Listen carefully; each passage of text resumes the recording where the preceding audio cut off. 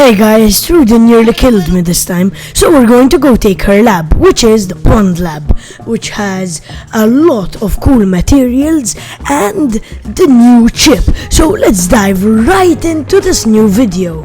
So, first we're wearing the bubble helmet, the koi chest plate and the fin flops for extra swimming and breath underwater. So, don't worry, we're definitely not going to die because of drowning. But we definitely could have died from Trudy right over there, but that's enough past me. We can continue by getting 3 raw science, which equals to 4,500 if my calculations are correct. They probably are. And we will go into the jets of water, which allow you to swim fast towards the lab. So once we arrive to the lab, we enter to this hidden door, which is semi-hidden. It looks like a bomb fell in here.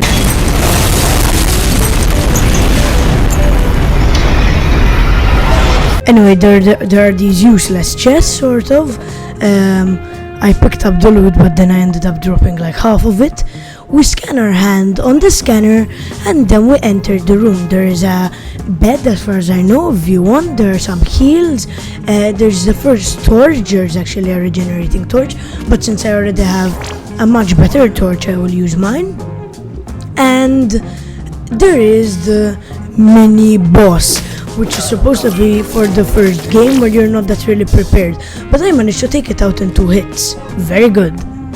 I'll make this really quick. I just want you to just think about subscribing. You can unsubscribe at any time that you want, and it won't affect me, but you can check out my content and just subscribe and unsubscribe at any moment you want. Thanks. So, right out of the lab to go for the 3 breakers. The first one I went for is the one which is, I call it the bottom. You sort of enter through a broken panel, you navigate your way through a maze, and then after you just turn on the breaker. As far as I know, there is only the badge, but if you played in the last game, you already have that badge. I still got it, just in case.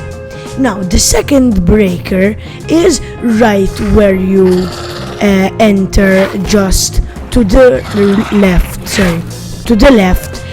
There are some spiders. Luckily, I managed to evade them because I probably would have died because one of them was infused. You turn on that. And the third one is just in front of that. It's to the right when you enter. And practically it's the most exposed of them all. Now, back to the room to turn on everything. And by back to the room, I mean go into the gaping hole which is in the roof. We can then open the door which was locked before, and luckily, I think luckily at least, a milk molar spawned here. So I quickly mined it and we continued into the lab.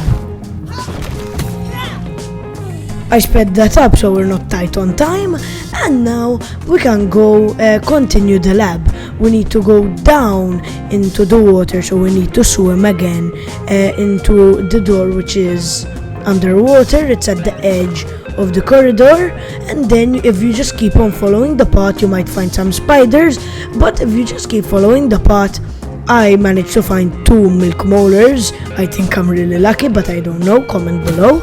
And if you just keep on following for the 3rd time, I said it, you can arrive to the place where you can mash the keys. You swim again to the main place, I like to call it, and you can continue the lab again. Lots of repetition in this lab. So after completing that, some tasties will actually spawn, but with my weapon they were evaporated instantly. But after, you can continue to the lab, and this is fortunately the last part of the lab where you will need to open the dome and collect the super chip. Now over here there were 2, I forgot their name, and practically we'll need to kill them, open the dome, there's a small cutscene, and then you would have completed the lab. Then you collect the mussel sprouts, obviously good for smoothies that you will definitely need in the future because of all the bosses and all the labs. and after that we're going back home. Unfortunately, for those labs that just opened, you will need the assistant manager's keycard, but stick around because in the near future I'm going to be and killing him in the Black Ant lab. But for now, there's only some little materials you can collect, but that's absolutely fine. Luckily, I managed to dry off after all that water, and this time we're going to buy the Breath Slayer. Comment below if you think the Breath Slayer is better than the other weapon that we bought, which is the Frosted Flake. Comment below what you think, guys. Anyways, I drank a bit, and now we're going to try out the sausager. And by trying it out, I mean the kielbasa. Yes, I promised you last video, and today we're gonna be checking it out.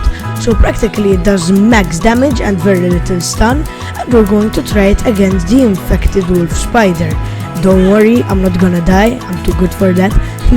And we managed to kill her and get her materials. This is just a test to see how much damage it actually does against it.